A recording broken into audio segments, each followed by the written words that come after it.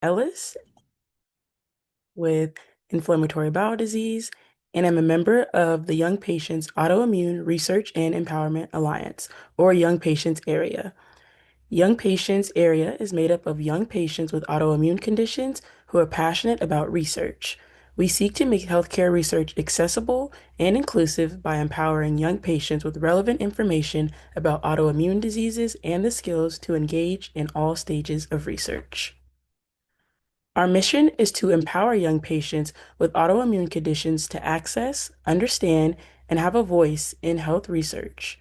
Our vision is for young patients to feel connected, heard, and valued for their unique stories.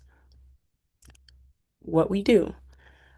We collaborate with researchers on topics that are important to young patients. We empower young patients to tell their stories and impact research, and we make research accessible to young patients. I personally find these efforts to be super important. As a sociology and anthropology major, I constantly struggle to find young patient perspectives within credible sources to use for the purpose of my own research papers. More times than not, representation for young patients in research is from a third party or guardian, and YP Area helps to challenge this. Before we begin, let me walk you through today's agenda. We'll start with an introduction to narrative medicine and art therapy, then move into crafting time, where you'll have the opportunity to create, and we'll finish with an optional sharing circle.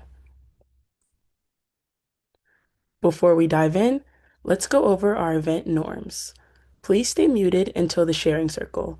Be respectful of other participants' contributions and questions.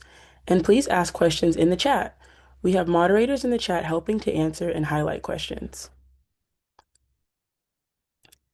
Now, let's talk about why this topic is so important. The connection between autoimmune disease and mental health is significant and often overlooked. 18.6% of people with autoimmune conditions have current depression versus 10.5% of people in the general population. 29% of people with an autoimmune condition get depression, anxiety, or bipolar disorder in their lifetime versus 18% of the general population. The risk for depression and anxiety is nearly doubled for people with autoimmune conditions, with rates of 87 through 97% higher. Women are disproportionately affected, with 32% in women versus 21% in men with autoimmune conditions. What's particularly important to note is that chronic systematic inflammation may directly contribute to mental health challenges. So, how do we address these challenges? Today, we're exploring two powerful approaches: art therapy and narrative medicine. Art therapy is an approach that uses creative processes like drawing, painting, collages, dance, and more to help people express experiences and emotions that are hard to put into words, especially around chronic illness and pain.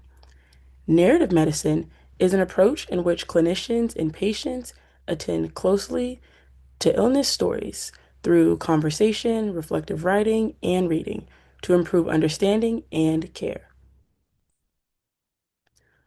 When these are used together, art therapy and narrative medicine offer complementary paths: images for what cannot yet be said, and stories for reflecting on and integrating those experiences, supporting both mental health and self-advocacy in autoimmune disease care.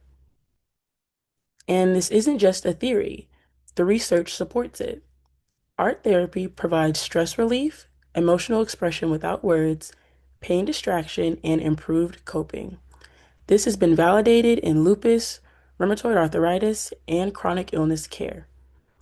Narrative medicine allows patients to reconstruct illness experiences, find meaning, reduce isolation, and strengthen voices in healthcare encounters. Both approaches are feasible and acceptable in young patients and chronic rheumatoid diseases populations, with improvements in physical health scores and sense of connection. Now, it's time for the creative portion of our event.